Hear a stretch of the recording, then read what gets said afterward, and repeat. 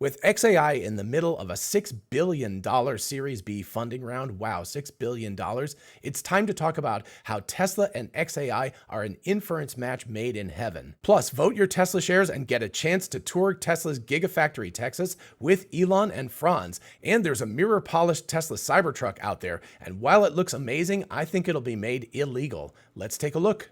Hey y'all, it's Dr. Know-It-All. Let's start with the Cybertruck here. As Nick Cruz Patane, I believe that's how you say your last name, and sorry if I'm getting it wrong, correct me, please. Anyway, he says, ladies and gentlemen, the first machine-polished Cybertruck, this is not a wrap. It looks unbelievable, almost like it's invisible. And for a nice close-up, I mean, look at that. That does look pretty darn amazing. I will leave a link to this and everything in the description, of course. But the Cybertruck polished is really impressive looking. And if you don't believe the polishing is insane, just look at this. I actually thought that this was a logo that they put on the side of the truck, and then I was like, why is it backwards? Well, it's because that's the polishing company, and it's actually reflected backwards in the truck. And the four guys that I think spent nearly a week polishing this truck, there they are. Their faces look like they've got more than a little bit of stainless steel and polishing material on them, but wow, what an amazing job. As I wrote, this looks like such a dangerous idea. The truck will either look like the background, which is very, very true. I mean, look at that. You look at the Cybertruck in that left-hand picture, and it just looks like the background area, right? So the thing's going to be practically invisible, or it's going to blind drivers with reflections. So imagine if you're driving by and the sun angle is just right,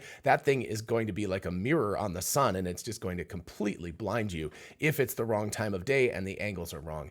Either way, this seems like an accident magnet. Super cool idea, but yikes. So anyway, my take on this is that it's going to be really cool and a few people will do it, and then a bunch of states are going to jump in and go like, no, no, no, you can't do this. It's illegal. So I doubt that this will be around forever. So if you do get a chance to see one, or if you want to do this yourself, I would recommend doing it quickly because it's probably not going to be legal for long. Next up, from Tesla, vote your Tesla shares and win a factory tour with Elon and Franz. And like I said, I'll leave a link to this in the description, although please don't enter because, you know, that way my chances are going to go up if you don't enter. So shh, don't tell anybody. But this looks like a really cool way to get out the vote. If you don't know, super quick recap, Elon Musk's compensation package is on the line, the $55 billion that was approved by shareholders back in 2018 and de-approved by the Delaware courts back in 2023. They're trying to overturn that, and also reincorporating in Texas, which has absolutely nothing to do with that Delaware decision, I am sure. But basically, if you prove you own shares and you prove you voted, you can enter this and you can win a Giga Texas tour with Franz and Elon. That would be a pretty amazing prize. So definitely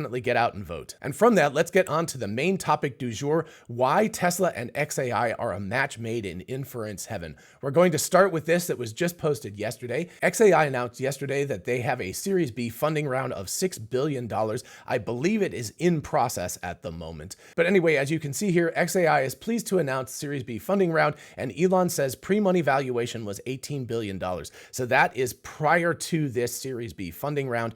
The company was valued at $18 billion. That valuation, of course, will go up with the Series B. It will be significantly higher than this. And if anybody knows how I can join in my own small way, I don't have anything on the order of billions of dollars. But anyway, if I can participate in a small way, definitely let me know, DM me or something like that. And also, it's a little ironic. I am co-founder of two companies right now, Artimatic and HumanBots. And each of those companies only needs a couple of $1 million to get off the ground and get running really fast. But of course, I don't have the clout of Elon Musk. So raising a couple of $1 million for me is going to probably be significantly more difficult than Elon raising $6 billion. But anyway, I can't gripe. I just keep pitching and seeing what happens. So let's quickly read the blog post here. So this is dated May 26th. I believe that the announcement was on the 27th. Anyway, I'm not exactly sure. But anyway, within the past couple of days, xAI is pleased to announce our Series B funding round of $6 billion with participation from key investors including Valor Equity Partners, Vi Capital, Andreessen Horowitz, Sequoia Capital, that's a big boy right there, Fidelity Management and Research Company, Prince Al-Walid bin Talal, and Kingdom Holding, amongst others. More on that in a minute, but first, I know that being good to my skin is very important for looking and feeling healthy at any age, but I'm no skincare expert. That's why today's sponsor, Geology, is a great skincare partner.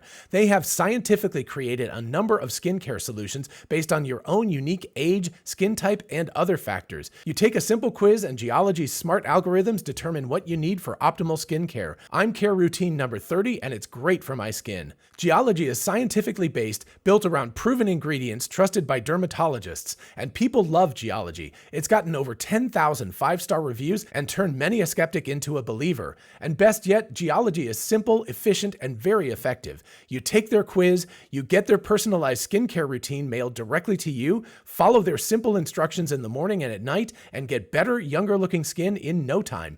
And just for you, my viewers, Geology is offering an amazing 70% off their skincare trial set. Be sure to click my link below to get this amazing deal, or feel free to check them out at Target or on Amazon. I love Geology because it's powered by facts, not fads. It's a simple-to-use routine designed just for you and built around just a handful of powerful, proven ingredients that have been trusted by dermatologists for decades. So what are you waiting for? Be sure to take the Geology quiz and save 70% off your skincare trial set. And now let's get back to it. xAI has made significant strides over the past year, from the announcement of the company in July 2023, and I believe they incorporated back in April or something like that. But anyway, that's less than a year ago they announced the company to an $18 billion valuation. That's just damn impressive. To the release of Grok 1 on X in November, to the recent announcements of the improved Grok 1.5 model with long context capability, to Grok 1.5V with image understanding, and we're going to get back to that in just a minute about inference, xAI's model capabilities have improved rapidly. With the open source release of Grok 1, xAI has opened doors for advancements in various applications, optimizations, and extensions of the model. xAI will continue on this steep trajectory of progress over the coming months, with multiple exciting updates and products soon to be announced. The funds from the round will be used to take xAI's first products to market, build advanced infrastructure, and that's going to cost billions of dollars, and accelerate the research and development of future technologies. xAI is primarily focused on the development of advanced AI systems that are truthful, competent, and maximally beneficial for all of humanity. The company's mission is to understand the true nature of the universe, so, just small things. Hey, I'll give you guys a hint, it's 42, so that's easy. And then finally, xAI is hiring for numerous roles and seeks talented individuals ready to join a small team focused on making a meaningful impact on the future of humanity. Those interested can apply today at x.ai/careers. And of course, if you think you have the chops, you should definitely apply to xAI. And of course, if you have the money, you should probably try to join this Series B raise. And just before we get to the discussion, I want to call out this poll from Bojan Tungus. He said, which of these AI labs would you most like to work at? And you can see that xAI has over half of that. Now, Elon did repost this, but we've got, nearly 100,000 votes there. There's about 92,000 votes and 1.5 million views. Elon did take a snapshot of it. You can see that the general trend is the same, a lot more votes. But xAI is definitely far and away first, with OpenAI second, and Meta and Google in third and fourth place, relatively close to each other. So of course, this is not scientific at all, and X is probably going to have a bit of a skew, but it does mean that there is a good percentage of people who think that working at x.ai is better than working at OpenAI right now. So that, I find that interesting. Not scientific, of course, even though Bojan here says, for the record, this poll is 100% scientific. Absolutely, it's 100% scientific. It's not. But anyway, this gives you an idea of the mind share for the general population.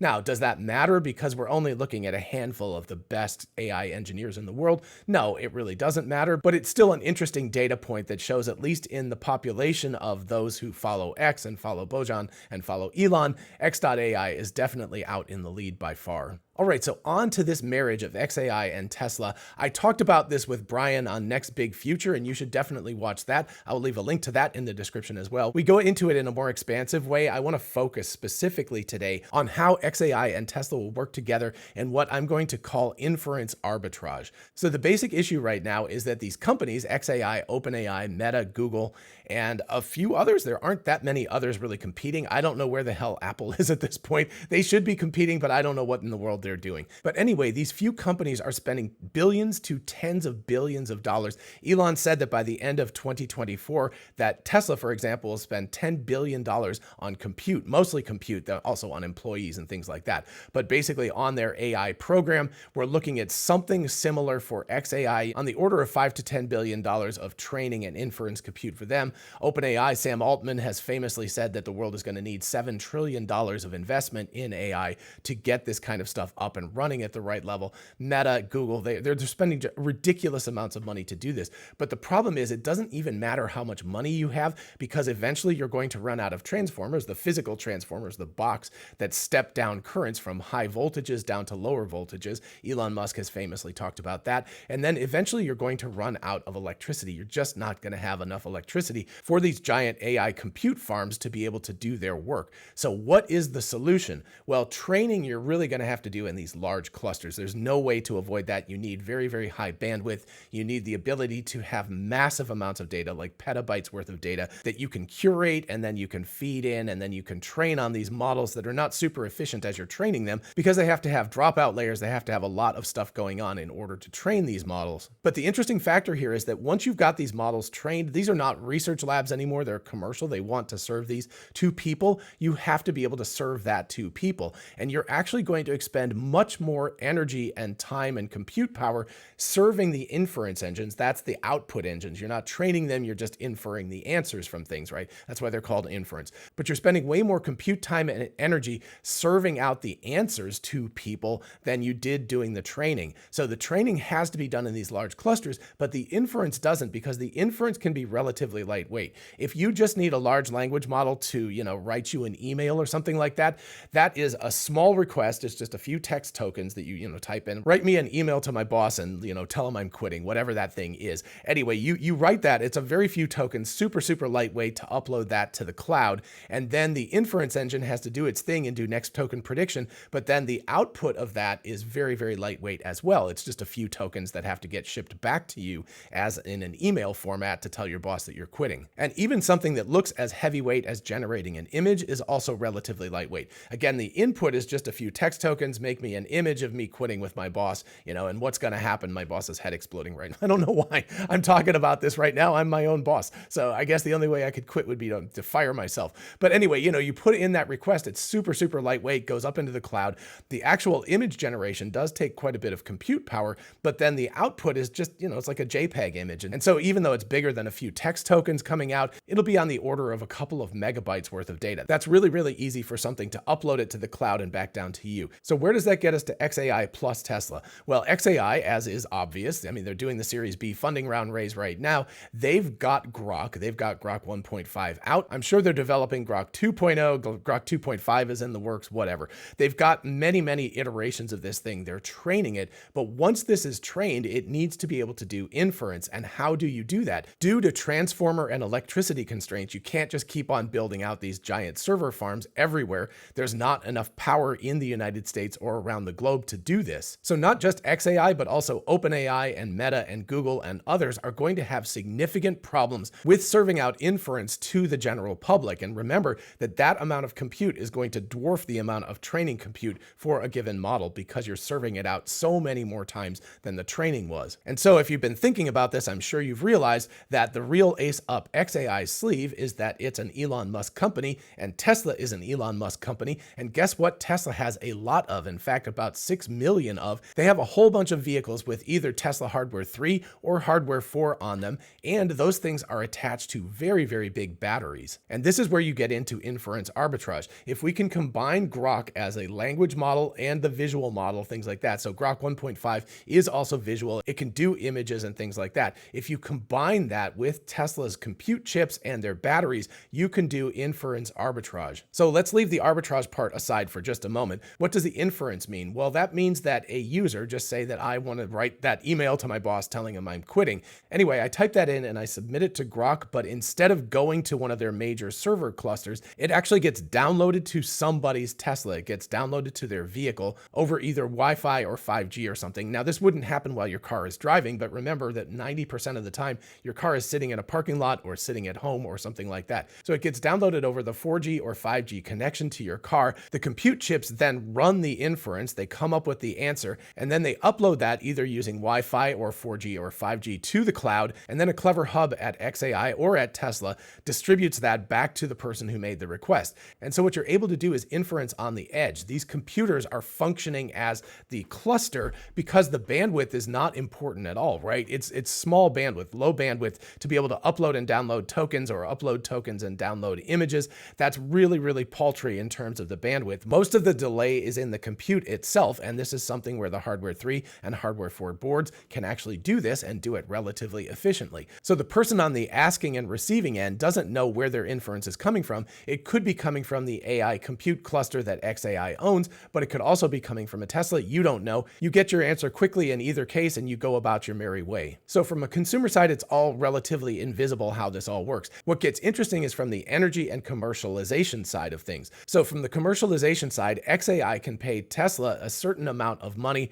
per million tokens generated or per million images generated or something along those lines. And then Tesla can actually pass a little bit of that on to the consumer. So my car's sitting in my garage and it's just idle, it's not doing anything, but instead of it just sitting there not making any money, I could be doing inference with it and earning, a fraction of a penny per whatever. So over time, you could earn $10 or $20 or $100 or whatever per month. So that helps offset the cost of the vehicle, and that would be a very nice thing for a consumer. So if xAI is being paid per inference token, they of course get some money from the consumer.